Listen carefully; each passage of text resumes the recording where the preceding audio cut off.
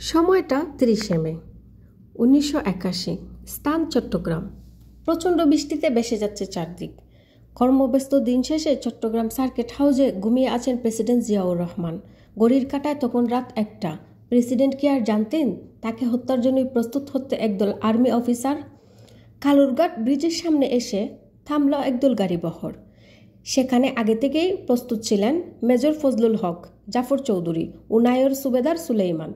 গাড়ি থেকে নেমেই সঙ্গে নিয়ে আসা ৩টি হেড লঞ্চার এবং ১৩টি SMG, 3টি গ্রেনেড ফায়ারিং রাইফেল প্রস্তুত করে ফেললেন সেনা সদস্যরা। পরপর সমাপ্ত হবার পর শেষবারের মতো সবাইকে ব্রিফ করলেন কর্নেল মাহবুব। সবাইকে প্ল্যান সম্পর্কে আবারও অবগত করিয়ে দিলেন, সতর্ক থাকলেন। দেখতে দেখতে তখন রাত ৩টা বেজে ৩০ মিনিট। পিক আপে উঠে বসলেন মোট ১৬ জন অফিসার। গাড়ি এগিয়ে চলল সার্কিট হাউসের দিকে। 3টা পিক আপের দায়িত্ব দেওয়া হয়েছে 3টি গ্রুপকে। সার্কিট হাউসের কাছাকাছি চলে এলো 3টি পিক আপ। ততক্ষণে বৃষ্টিতে তলিয়ে গেছে রাস্তাঘাট। শহরের মানুষ ঘুমিয়ে পড়েছে। জিয়াউর রহমান গভীর ঘুমে আচ্ছন্ন। সার্কিট হাউসের গেট বন্ধ, জানালাগুলো অন্ধকারে ডেকে আছে। এই অবস্থাতে 2টি পিক আপ গেটে ধাক্কা দিয়ে ভিতরে প্রবেশ করলো।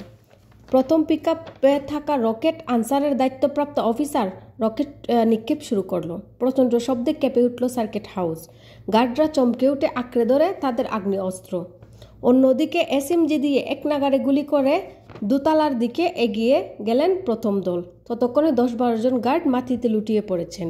দ্বিতীয় দলটিও গুলি ছুটতে লাগলো, আর তৃতীয় দল কেউ যাতে পালাতে না পারে তার জন্য পাহারা দিচ্ছে রাস্তায়। প্রথম দলটি যখন জিয়াকে খুঁজে সার্কিট হাউসে যে রুমে জিয়ার থাকার কথা ছিল তিনি সেই রুমে ছিলেন না। গোলাগুলির আওয়াজে সিঁড়ির ডান দিকের রুমটা পাল্লা ফাঁক করে বাইরে কি হচ্ছে দেখার চেষ্টা করলেন। জিয়া বিদ্রোহী অফিসারের নজরে পড়ল। জিয়ার উপর গর্জে উঠল দলে থাকা ক্যাপ্টেন কর্নেল মতির হাতের আগ্নেয় অস্ত্র। মাটিতে লুটিয়ে পড়লেন জিয়া। মতি প্রেসিডেন্টের মুখ উপড়ে তুলে ফুরু করে দিল পুরো বন্দুক। খালি করে ফেললেন। জাজরা হয়ে গেলেন জিয়াউর রহমান। মাত্র 9 মিনিটে পুরো কিলিং মিশন সাকসেসফুল। প্রেসিডেন্ট জিয়ার অধ্যায় সমাপ্ত হয় এইভাবেই।